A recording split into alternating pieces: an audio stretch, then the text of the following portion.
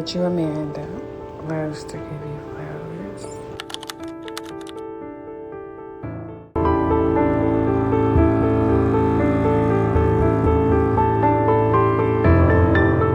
A man is facing a capital murder charge for the shooting death of his girlfriend in Tuscaloosa. Authorities say Brittany Bolden was fatally shot last night on Joyce Lewis Lane.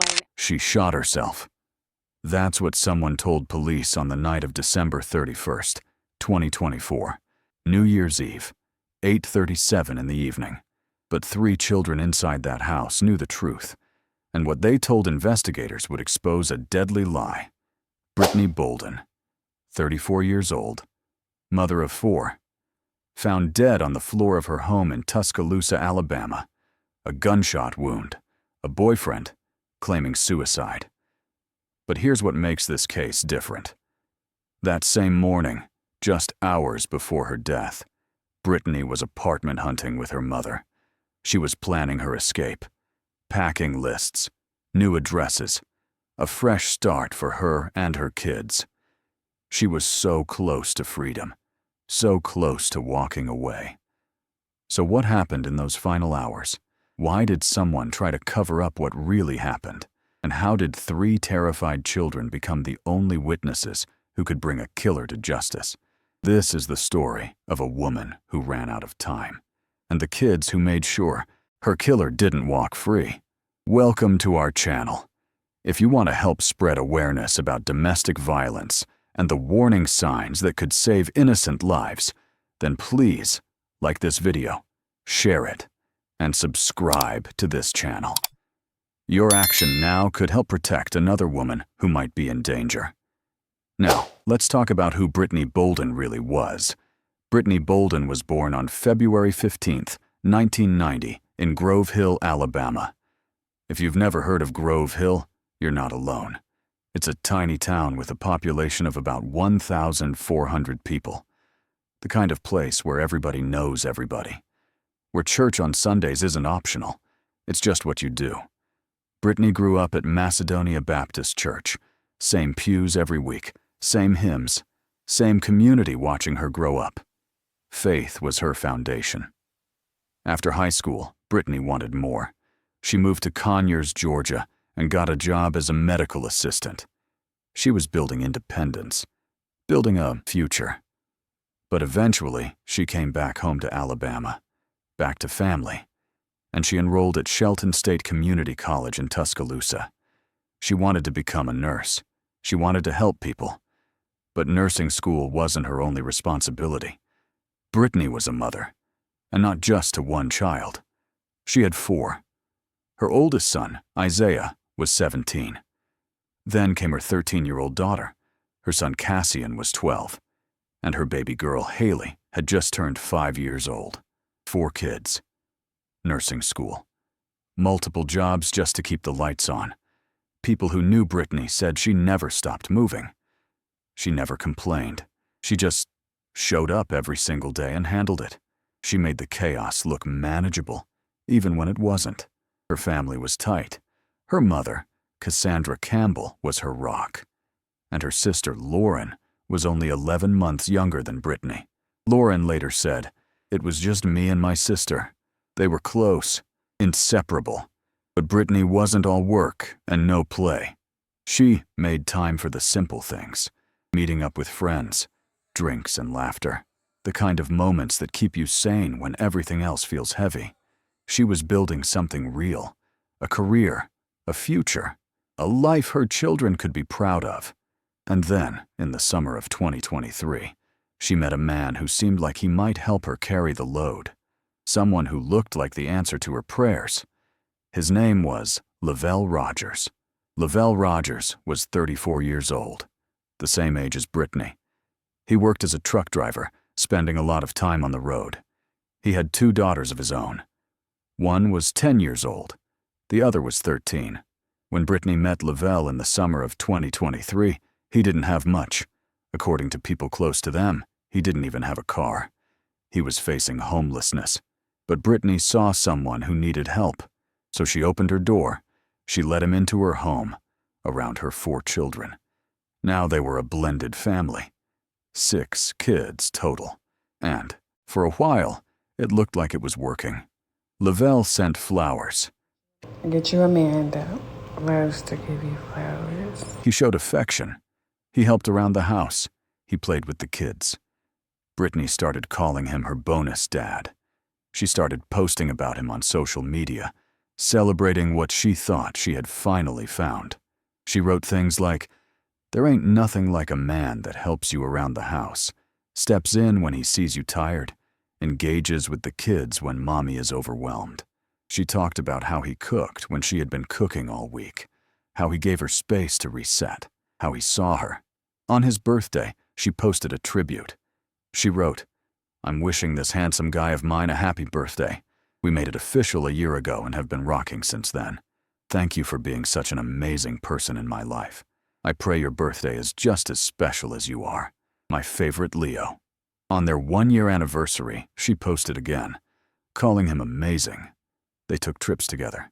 Miami. They posted photos. Smiling. Faces. Happy moments. From the outside, it looked like the life she had been working toward. A partner. A father figure for her kids. Stability. But social media only shows what we want people to see. And behind those smiling photos, something was shifting. By late 2024, the relationship had changed. People close to Brittany said Lavelle became controlling. He started questioning where she went, who she talked to, what she was doing. The jealousy got worse. The insecurity got worse. Police had been called to their home multiple times. There was a documented history of domestic issues between them. Brittany's mother, Cassandra, later admitted she had seen moments where the relationship seemed unhealthy. She told reporters, "If someone starts abusing you and starts hitting you, that's not a good relationship. If someone starts belittling you and calling you names, that's not love." Lauren, Brittany's sister, noticed it too. She could see the relationship wasn't right. But Brittany stayed. She kept trying to help him, kept hoping, kept waiting for him to become the man she thought he was when they first met. She kept believing things would get better. They didn't. Here's the part that changes everything. Brittany had confided in her best friend. She told her she was scared. She said she felt like if she didn't get out soon, something bad might happen. She knew. She felt it. And she started making a plan. In late 2024, Brittany stopped posting about their love story. She went silent on social media. No more tributes, no more photos, no more posts about her bonus dad.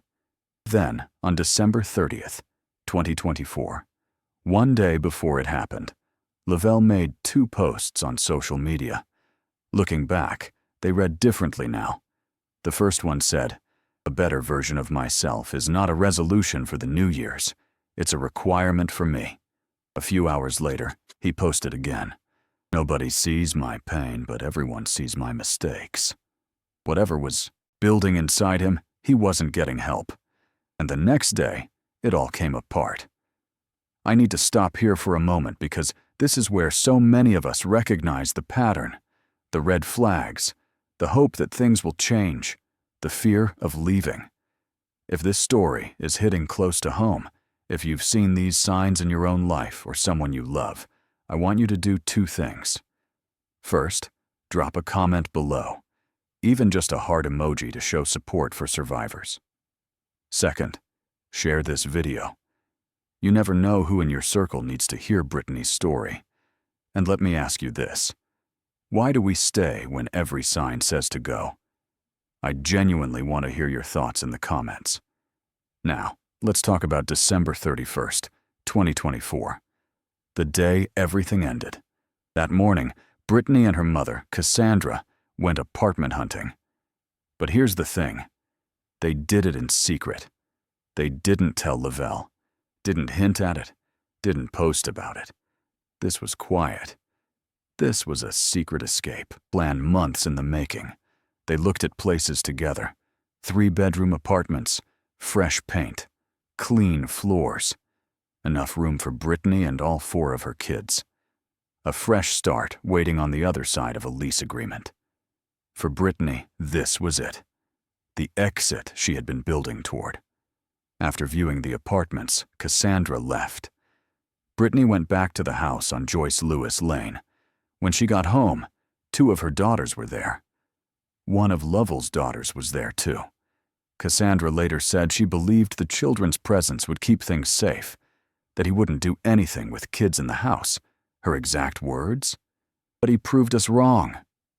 That afternoon, around 4 o'clock, Brittany's best friend FaceTimed her. They had been talking all day. Texts, calls, back and forth the way best friends do. But during this call, her friend noticed something. Brittany looked different. There was this glow about her, something radiant. She asked about it. Brittany laughed. Said she just put on some makeup. That's all. Or maybe she was just happy. Happy that she was finally about to gain freedom from a toxic relationship. Looking back, her friend wrote, "I guess God's angels were getting you ready, and we didn't even know it." That was the last time they spoke. Sometime that evening, Brittany told Lavelle the truth.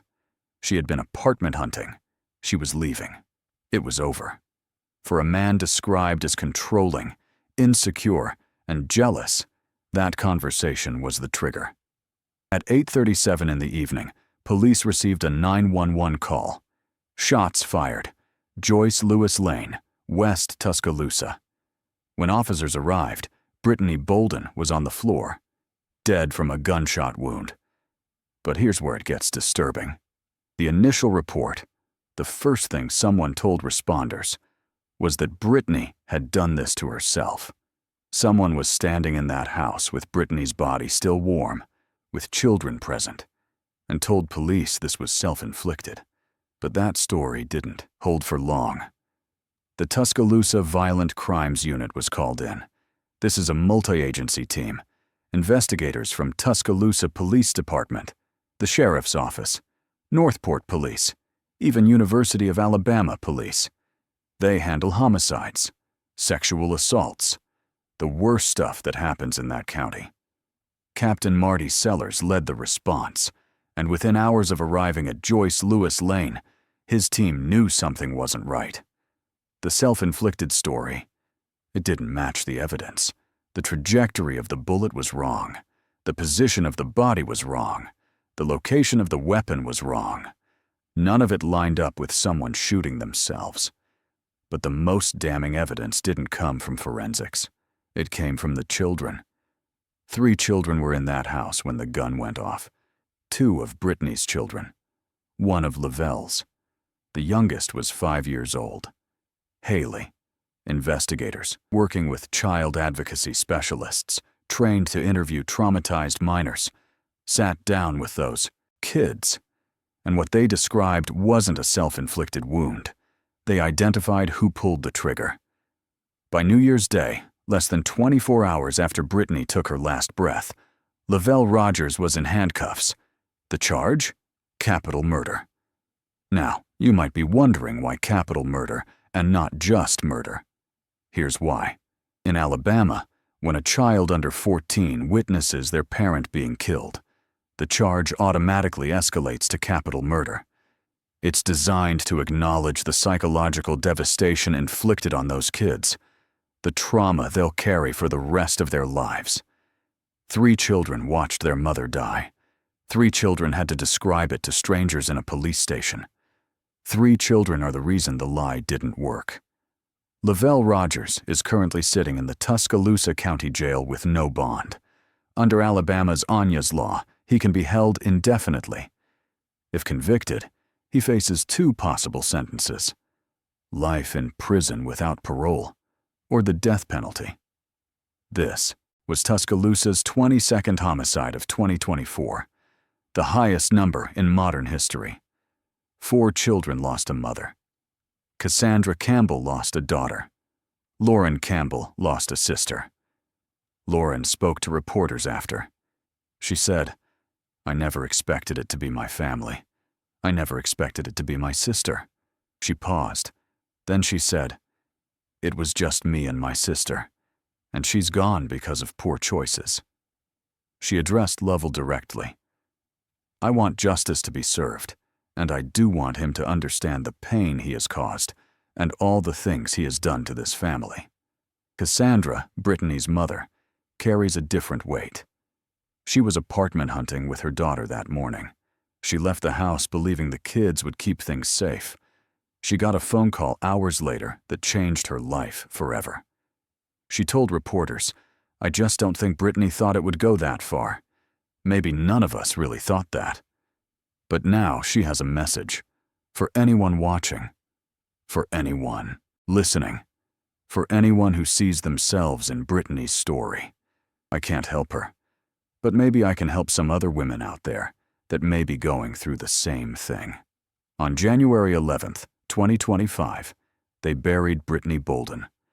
The funeral was held at Macedonia Baptist Church in Miller, Alabama, the same church where she had been baptized as a child, the same pews where she had sat with her grandmother, the same community that watched her grow up.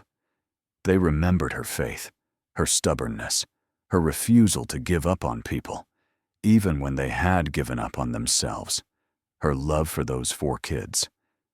But underneath the grief, there was anger. She was 34. She was in nursing school. She had decades ahead of her. Her children needed her, and now they have to grow up without her. The family started a GoFundMe because Brittany didn't have any life insurance. They wanted to give her a proper burial. The goal was $7,000. More than $3,000 has been raised so far. The page reads, "Brittany's life ended on December 31st, 2024, due to domestic violence. She leaves behind 4 children." Brittany wasn't alone. This is an epidemic. According to Break the Cycle, a nonprofit that educates people on domestic violence and provides resources to victims across the United States, here are the numbers. Every minute, 32 people experience intimate partner violence in the U.S. Nearly 1 in 2 women in the U.S. will face physical violence from an intimate partner at some point in their life. Nearly 1 in 4 men in the U.S. has endured severe physical violence from an intimate partner. By 2019, nearly 4 women were murdered daily by intimate partners. 75% of female homicide victims were killed by a spouse or ex-spouse. Let that sink in. 75%. And here's what most people don't understand. The most dangerous time is when you leave. Abusers escalate when they feel control slipping away. Brittany knew she had to go. She just ran out of time. She wasn't ignoring the problem. She wasn't in denial. She was actively trying to escape. That morning, she was apartment hunting. She had a plan. She was hours away from a fresh start. But leaving is the most dangerous time, and the numbers prove it. So what can we do? How do we prevent the next Brittany Bolden? First, recognize the red flags. Control over where you go, who you see. Jealousy and possessiveness disguised as love. Verbal abuse, belittling, name-calling, humiliation, isolation from friends and family, physical violence, and it always escalates. If you're in this situation, here's what you need to do. Document everything. Photos, texts, incidents. Write it down. Save it. Confide in someone you trust. You don't have to go through this alone. Create a safety plan before you leave. This is critical.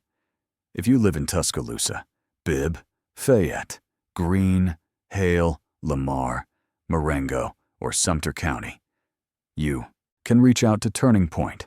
They provide temporary housing, clothes, legal aid, counseling, and other resources necessary to help victims and their children safely leave an abusive and potentially life-threatening relationship. Safety planning includes securing important documents, birth certificates, social security cards, IDs. Have emergency cash. Identify safe places to go. Tell someone your plan. Consider a protective order. For friends and family, don't judge. Don't blame. Listen without pushing. Offer specific help. A place to stay. transportation, childcare. If there's immediate danger, report concerns to authorities. Here's something you need to know. The average victim leaves 7 times before leaving for good. It's not weakness, it's survival. Brittany Bolden was 34 years old, a nursing student, a devoted mother, a daughter, a sister. She had her whole life ahead of her. Her children, Isaiah, her 13-year-old daughter, Cassian, and little Haley, now face a future without their mother. To Cassandra, to Lauren, to those 4 beautiful children, our hearts are with you. Your grief is felt by everyone watching, and Brittany's story will not be forgotten. If Brittany's story changed how you see relationships, even just a little, I need you to do something. Hit that like button to honor her memory. Share this video. You might save someone's life, and subscribe with notifications on, because we're not just telling stories here. We're building awareness that saves lives. Tell me in the comments, what's one thing you'll do differently after hearing Brittany's story?